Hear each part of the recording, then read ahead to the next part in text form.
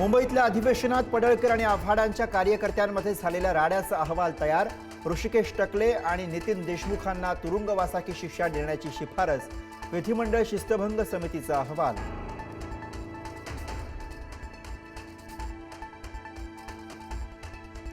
Cash bomb प्रकरणावरून आमदार महेंद्र दळवींकडून अंबादास दानवेंना नोटीस, तर व्हिडिओचा तपास करून कारवाई करावी, दानवेंची मागणी।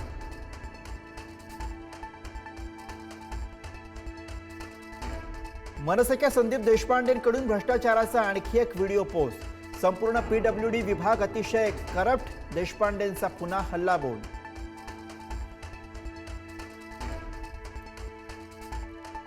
भाजपा आमदार कृष्णा खोपडे यांना पुन्हा धमकी। तुकाराम मुंढे समर्थकांनी धमकी दिल्याचा खोपडेंचा आरोप। कृष्णा खोपडेंनी अधिवेशनात केली होती तुकाराम मुंढेंच्या निलंबनाची मागणी।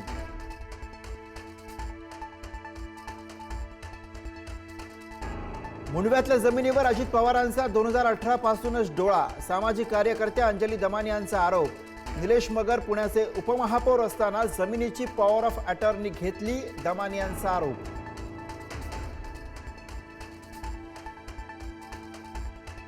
विधिमंडळातील आसन व्यवस्थेवरून ठाकरेंची शिवसेना आणि काँग्रेसमध्ये वाद। ठाकरेंच्या 20 पैकी 14 आमदारांची पुढच्या आसनावरती व्यवस्था, तर काँग्रेसच्या 16 पैकी फक्त 4 आमदारांना पुढे जागा।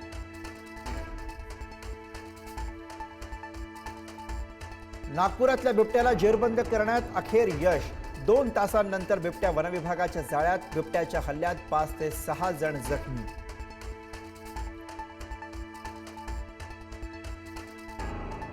पुण्याच्या जुन्नर तालुक्यातील वडगावमध्ये बिबट्याची दहशत कायम। वनविभागाने लावलेल्या पिंजऱ्याभोवती बिबट्याचा मुक्त संचार। बिबट्या काही केल्या जेरबंद होईना।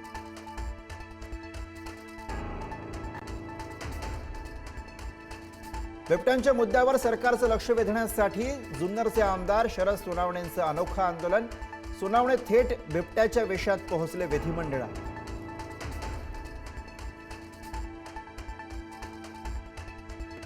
नाशिकमध्ये आईनेच पैशांसाठी पोटच्या मुलांची विक्री केल्याचा संशय, तर संगोपनासाठी पैसे नसल्यानं 12 पैकी 3 मुलांना दत्तक दिल्याचा आईचा दावा। तुर्तास पोलिसांनी घेतला 3 मुलांचा ताबा। नाशकात तरुणाच्या त्रासाला कंटाळून विवाहितेची आत्महत्या। मालेगावच्या रमजानपुरा भागातली घटना। त्रास देणारा तरुण पोलिसांच्या ताब्यात।